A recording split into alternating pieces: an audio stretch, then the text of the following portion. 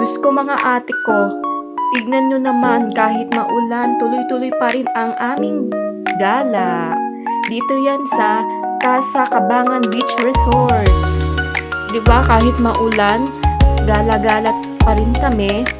Ayan yung mga ano niya, kwarto niya. Tapos, pupunta kami dun sa beach. Ayan. Dahil makaka-swimming ulit ako sa beach kahit maulan. Parang na-miss ko lang kasi mag-swimming sa beach dahil natuwang-tuwa ako. Buti na lang, di gaanong mainit. Ayan. Ayan yung mga room niya, di ba? Tapos, uunahin muna namin yung mga gamit namin. Papasok muna dun. Pero ang ganda rin ng room niya, mga ate ko. Tapos, inuuna muna namin yung mga gamit. Dapat di sabay-sabay para isa-isa lang muna, mga ate ko. Ayan, ang lakas ng alon, di ba? Para kaming tatangay ng alon dyan sa sobrang lakas. Ayan, nakakarampa ulit ako. Naka-swimsuit ako ngayon kahit maulan. Buti kinaya ko ang lamig. Ayan, para ako tinulak ng alon, mga ate ko. Tignan mo naman, enjoy na enjoy ako. Ayan, may kantahan ulit. May video okay din sila. Mga ate ko, kanta tayo. Tapos may mga inuman dyan. Pero di ako nagiinom, mga ate ko. Akala nyo ah.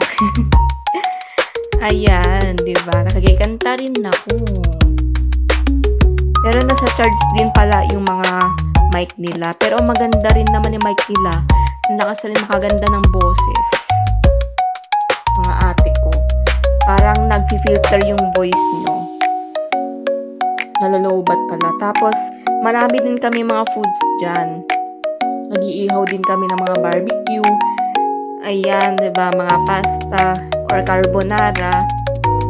Marami din foods din. Ayan, mag-video okay din. May video okay din po. Ayan, diba? Aayusin lang yung mga speaker. Kasi sabi nyo kaya kahit maulan, nagre-request siya na nagre-request nun na sa dagat ulit. Ayan, inaayos pa kasi. Tapos, ako kumakanta rin.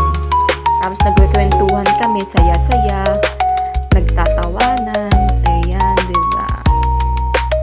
Siyempre, masaya din ang chismisan, ayan. Tapos, may palaro din, mga ate ko. Kasali din kayo. Enjoy din po. Kasama ni Cloud ang kanyang kaibigan. Kasama din si Kongkong, ang aking pamangkin. Ayan, binata na ang pamangkin ko. Napanganay siya. Dahil 30 na siya, she's already teenager na, mga ate ko. Early teens na siya. Mas matangkat pa siya sa akin. Tingnan mo.